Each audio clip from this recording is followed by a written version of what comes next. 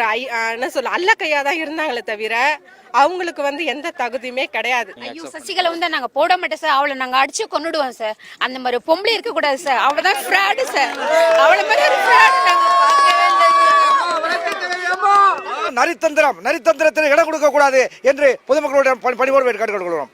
ஒரு பெண் சிங்கமா இருந்தாங்க. அந்த பெண் சிங்கம் இருந்த இடத்துல ஒரு அசிங்கத்தெல்லாம் நாங்க வந்து ஏத்துக்கவே முடியாதுங்க. இந்த 72 நாள் ஹாஸ்பிட்டலில் இருந்த கதையை வந்து எங்களுக்கு இது வரைக்கும் ஒன்றுமே தெரியல. என் தாய் எப்படி மறைஞ்சாங்கன்றதே எங்களுக்கு சுத்தமாக தெரியல. அதை பற்றி அந்த சசிகலா அம்மாவுக்கு நடவடிக்கை எடுத்து எங்களுக்கு தகவல் கொடுத்தா எங்களுக்கு ரொம்ப நல்லா இருக்குன்றத நாங்கள் மனப்பூர்வமாக நினைக்கிறோம். இல்லைன்னா அவங்களுக்கோசரம் தீக்குளிக்க கூட நான் தயாராக இருக்கிறோம். சசிகலா இந்த உண்மையை எங்களுக்கு சொல்லி ஆகணும். இப்போ நம்ம ஒரு வீட்டில் வேலை செய்கிறோம், அந்த வீட்டு வேலை செய்யறவங்க ஓனர் ஆக்க முடியுமா சார்? சாதாரணமாக அந்த தோட்டத்தில் வந்து பேப்பர் போட்டு கேசட்டு கொடுத்தவங்களாம் இன்னைக்கு வந்து இந்த தமிழகத்தை ஆளணும்னா அதை மக்கள் ஏற்றுக்க மாட்டாங்க. சசிகலா ஏதாவது சிறைக்கு போயிருக்காங்களா?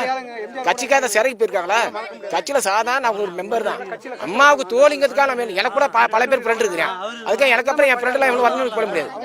அதெல்லாம் நாங்கள் ஏற்றுக்கவே முடியாது. அரசியல் அனுபவம் வந்து சசிகலாவுக்கு கிடையாது. புரட்சித் தலைவர் அம்மா அவர்கள் பேரை ஓப்பன் பண்ணும்போது அவங்கள அவாய்ட் பண்ணாங்க. அவர் வந்து உண்மையான உயிர் தோழி. சசிகலா பத்தி பெருமை பேசுற அவனை பெரியவளா சார். அவ அம்மாவுக்கு எவ்வளவு கஷ்டப்படுத்திருக்கா. அவ நான் சும்மா கட்டி அவ போய் சொல்லி ஸ்லோ பாய்சன் கொடுத்து அம்மா சாவடிச்சது அந்த முன்னதான் சார். இத்தனை நாள் வெளில முன்ன விட முன்ன செத்துட்டு முன்ன வந்திருக்கால சார். அவெல்லாம் சுட்டு பொசுக்கணும் சார். சத்தியமா என்கிட்ட 20 கொடுத்து அவளை சுட்டு பொசுக்கணும் சார். இல்ல அம்மாவே அவங்களுக்கு வந்து எந்த ஒரு பொறுப்பும் கொடுக்கல. அப்படி இருக்கும்போது அம்மா இது நல்லா இருக்காதுன்னு நினைக்கிறோம். இல்ல சார், ஏத்துக்க மாட்டோம். நாங்கள் ஏற்றுக்க மாட்டோம்.